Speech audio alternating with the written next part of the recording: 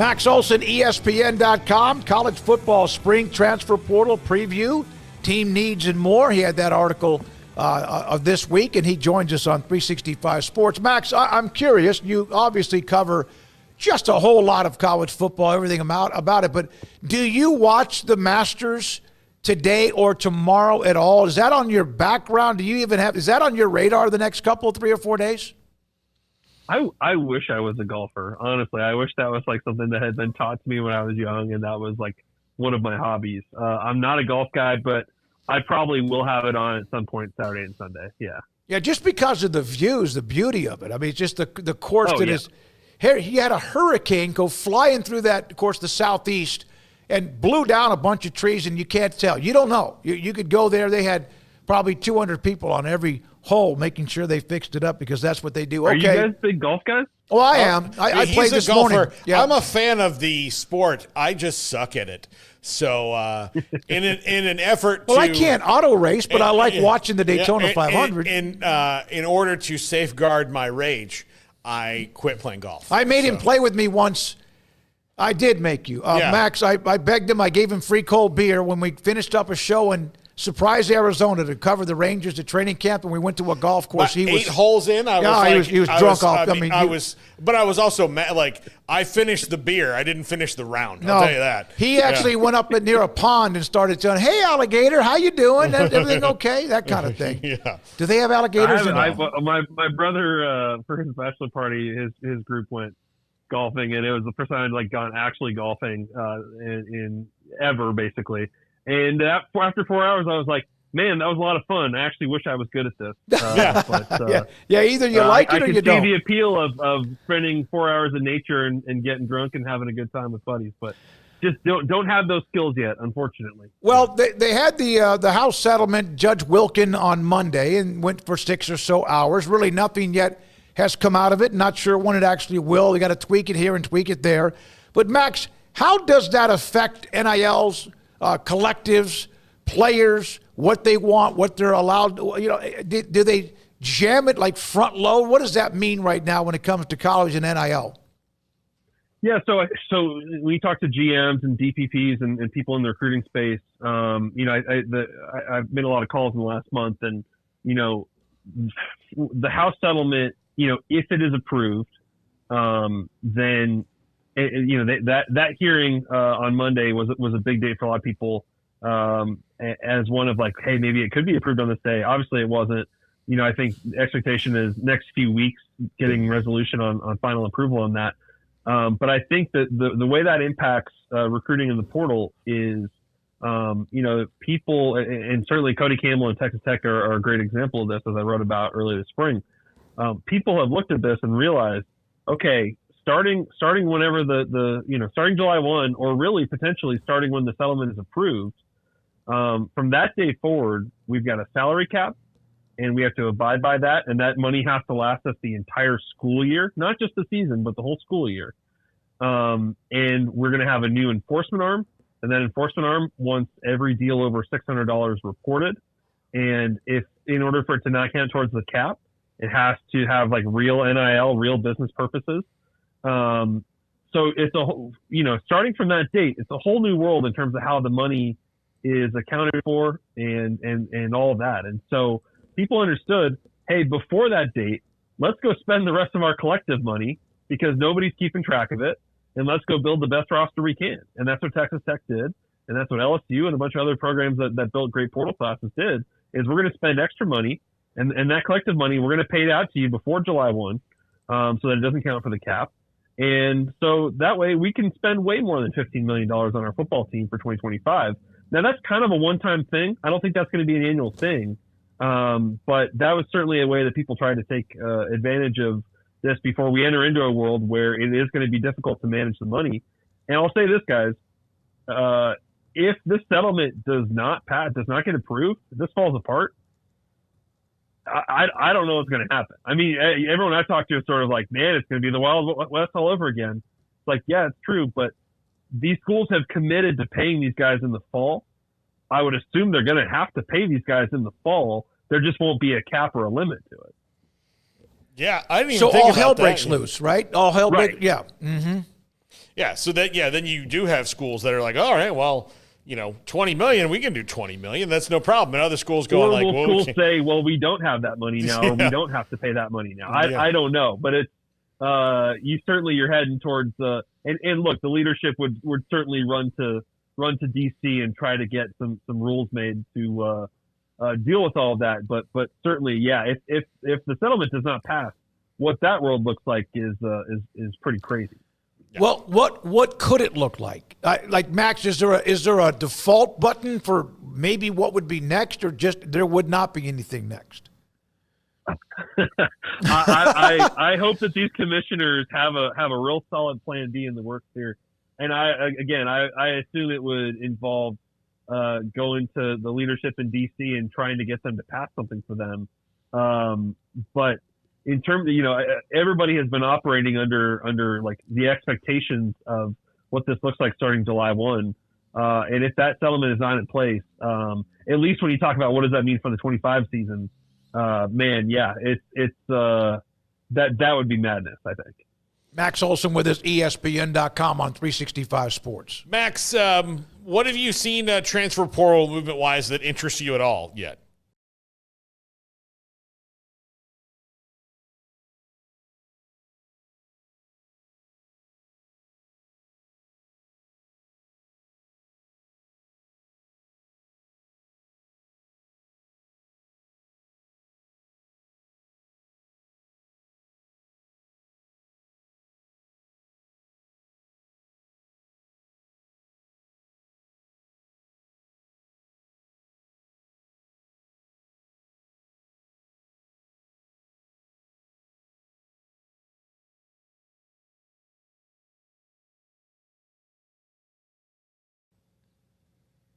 Well, I think certainly the best player that's gone in the portal so far for the spring would be David Bailey, the edge rusher from Stanford, who went in a couple days after Troy Taylor was fired at Stanford.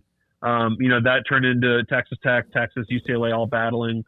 And as was the case in December, Texas Tech was not going to be outbid. And they added him to the fold here. He's already in Lubbock. He's already going through spring practice with them. They'd already brought in Romello Height from Georgia Tech and paid him over $1 million to play the edge spot. And then, hey, why not add another, right? And as I reported yesterday, David Bailey also expected to make over $1 million. I think that you talk to people at Texas Tech, they feel like they certainly feel like they have put together the pieces here to have one of the best defensive lines in college football next season. Well, and that's what they needed to do, right? And that they got it. They had to improve the defense. Yeah, certainly, and they've added impact players throughout that defense. Obviously, they hired Shieldwood away from Houston and retooled that staff. So, I believe they finished last in the country in pass defense last year in terms of yards allowed. A lot of room for improvement. Hired a really good DC. It's just going to be extremely interesting to see if all these pieces can fit together and you can win 10-plus games. But, guys, as we go into July here, why would you not put Texas Tech atop the preseason ballot for the conference? I mean, just from an on-paper standpoint, I've even talked to staffers at other schools who've kind of agreed, like, yeah, on paper, they've probably got the most talent in the conference at this point. Well, and this is different than when Joey took over, which he's obviously always a full throttle, the glass is half full type of person, because they kind of put themselves out there. He even said that, and they were better, and he's done well. His 3 now plus years that he's been there. 3 years. Yeah, but this team here, they seem to have dudes that win big games.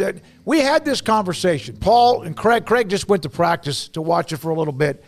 So there was a list of the top 10 quarterbacks coming back in college football. And as you know, ESPN will have one and theathletic.com will have one among everybody else. But there was a list and it named 10 players. The only one in the Big 12 that was listed, I believe, was Sam Leavitt at Arizona State. But there are so many others that if we see enough meat on the bone, is Jalen Daniels going to be able to play a full season?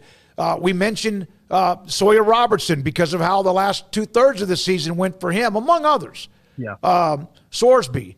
We didn't mention Baron Morton, and we had a few people go, hey, he had a pretty good year. And he really had a good year, but the top 10, that's a different deal. They seem to have the quarterbacks that Max should make this a league that should be very competitive. Not just competitive because they're even, but competitive inside that top 10 or 15, don't you think? 100%. I think you look across the conference, and it's a ton of returning guys, and you can almost say, like, man, you left some pretty good ones off there, Smokey. I mean, you got Rocco back to the Iowa Absolutely. State. Fafita. Yep. Yeah, Fafita can kind of bounce back, and that they've got a new OC there. Obviously, they lose T-Mac, but Wigman. New OC there, a lot of new pieces. You've got Jake Retzlaff still at BYU. Absolutely. You've got Avery Johnson. Mm-hmm. You've got I think that the kid that Utah picked up, Devin Dampier, was one of the best quarterbacks in the group of 5 last season. Yep. And just a really dynamic dual threat player. So yeah, that's actually kind of one of the intriguing things about Texas Tech is, like, man, you've added everywhere except quarterback. And Baron Morton has dealt with injuries, and obviously he's limited this spring by injury. Can you get 12 great games out of him? I think that's going to be – and I know they really like Will Hammond and they like some of the depth there. But, yeah, I think that's going to be an intriguing part is can we see Baron Morton play at an all Big 12 level? Because you're right. And even did we say Josh Hoover? TCU loves Josh Hoover. I think they really feel like he's got a lot of it factors. So it's a pretty awesome year across the board for the conference. And Colorado's got Caden Salter, who's been really productive. So it's like I'm not sure if there's, like, who's got a bad quarterback situation in the conference. Oklahoma State has got a pretty wide open one. UCF is going to roll with Taven Jackson from Indiana, I believe. I think West Virginia's a competition, but yeah, across the board, I think you're going to expect really high level quarterback play pretty much every week from these teams. I mentioned Wigman going from A&M to Houston, which obviously upgrades what they have, and so it's golly, it's going to be. And they, I know Neil Brown's staff liked. I know they liked Marichal there. Marchial, I'm sorry, saying his name wrong. We'll see how Rich Rodriguez handles the battle there, but I mean they've got a couple guys there that have some starting experience, so. Yeah, I'm not sure anybody feels like they're really disadvantaged, and I think you guys are right. Like you mentioned at first, like a healthy Jalen Daniels, who like kind of is back in his flow of things. Mm-hmm. I certainly could be one of the most productive in the conference too. So, and I think Levitt, just watching him live in Atlanta against Texas, I was blown away by that kid. That kid is really dynamic. So, it's going to be a fun year, and I think Texas Tech has certainly stacked the deck here, but. They're even in talking with Joe McGuire, he has definitely acknowledged to me, like, man, there's 3 or 4 other teams in the Big 12 you feel like are really set up to have a really great year. Sam, Max, who is this year's Colorado the way Deion's first year went when he had so many different players that he added from the portal? Is it Rich Rod at West Virginia? Is he among those that have added the most this year so far? Yeah. West Virginia and UCF probably, obviously going into year one there. But West Virginia would be the one that stands out to me as, they've added a ton of starting experience. They've added a ton of snaps to that roster. Rich Rod, big overhaul there. He's brought some guys with him from Jacksonville State. West Virginia lost some pretty legit players to the portal this offseason, during that coaching change with C.J. Johnson going to Ohio State, Hudson Clement going to Illinois, lost some good defensive players there too. So it's definitely a bit of a reset there. And I know Rich Rod has come out and said they need to add a lot more this spring too. In fact, they went out and cut 22 guys on Monday or moved on from 22 guys from their roster on Monday. So big roster crunch there and trying to get to the 105 and trying to add a lot of new players. But big overhaul there. I'd say UCF has added a lot. And Oklahoma State, that's a fascinating situation there in Stillwater for Mike Gundy, who kept his job but replaced all of his assistants. Has brought in a lot of new talent. Has brought in a new quarterback in Haas Haney. Will that all fit together there, and will they get back to being competitive? That'll be pretty interesting to see too. Max, we appreciate it. Sam, he's obviously a great friend of yours in the business, and you guys worked together for a long, long time. He mentioned, I asked him this question. I'll ask you the question. How in the hell do you keep up with all this? Spreadsheets. just That's what he's volumes and volumes of spreadsheets. like. Yep. On your wall. Do you have like an architect desk? Like, where does it go? No, just a bunch of different Excel spreadsheets that we're just updating all day, every day. Yeah, that's kind of how it is. It's pretty low tech. But yeah, that's kind of how I keep track of who's going where, and pretty pretty time consuming. But we've reached the point now where it's just like 2,000, 3,000 guys going in. Like it's just easy for a lot of guys to slip through the cracks there if you don't.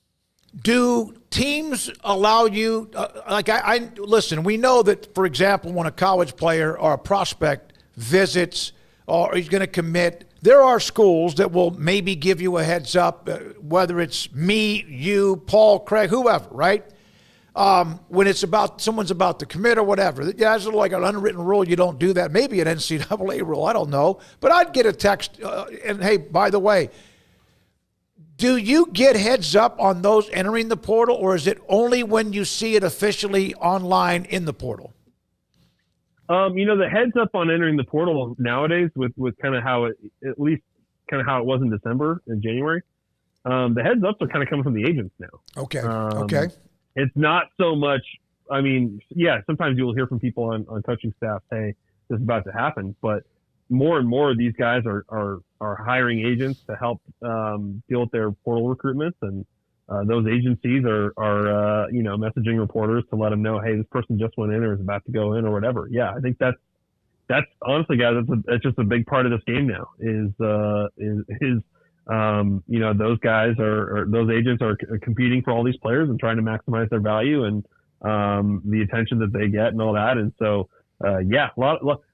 Certainly a lot of contacts that in personnel departments across the country, but certainly agents have taken over a lot of control of this stuff in terms of the information. Thank you, man. Appreciate your time. Max Olson with us on Thursdays, most every Thursday, depending on what's going on.